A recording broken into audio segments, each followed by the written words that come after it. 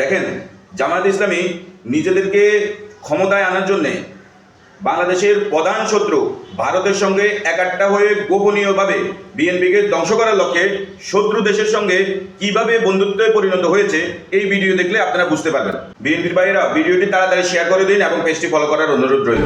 আগামী জাতীয় সংসদ নির্বাচনকে ঘিরে বাংলাদেশের রাজনীতিতে দৃশ্যমান হচ্ছে জটিল আন্তর্জাতিক ও আভ্যন্তরীণ কৌশল।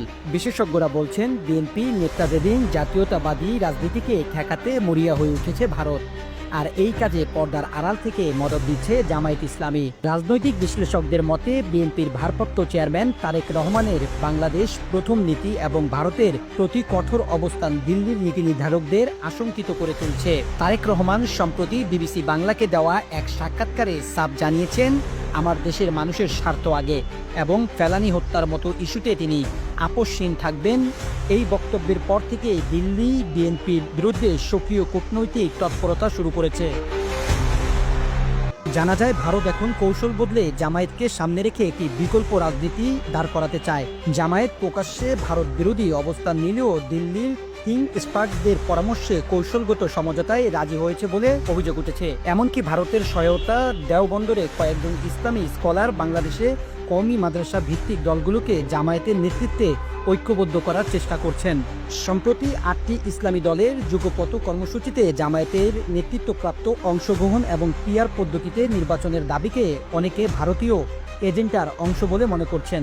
রাজনৈতিক বিশ্লেষকরা বলছেন, এই উদ্যোগ মূলত বিএনপির ইসলামী ভোটভিত্তিকে ভেঙে দেওয়ার কৌশল। অন্তর্বর্তী সরকারের সময়ে শিক্ষা ও স্বাস্থ্য মন্ত্রণালয়ে জামায়াতপন্থীদের নিয়ন্ত্রণ প্রতিষ্ঠা নিয়েও উদ্বেগ বাড়ছে। অভিযোগ রয়েছে, জামায়াত সংশ্লিষ্ট আমলারা বিভিন্ন গুরুত্বপূর্ণ বিভাগে প্রভাব বিস্তার করছে। ফলে নির্বাচন যত বিলম্বিত হবে, প্রশাসনে জামায়াতের প্রভাব ততই বাড়বে। বিএনপির প্রতি ইসলামী ধারার ছোট দলগুলোর আস্থাহীনতায় বাড়ছে। নেতারা বলছেন, নির্বাচন মানেই ধানের শীষে ভোট।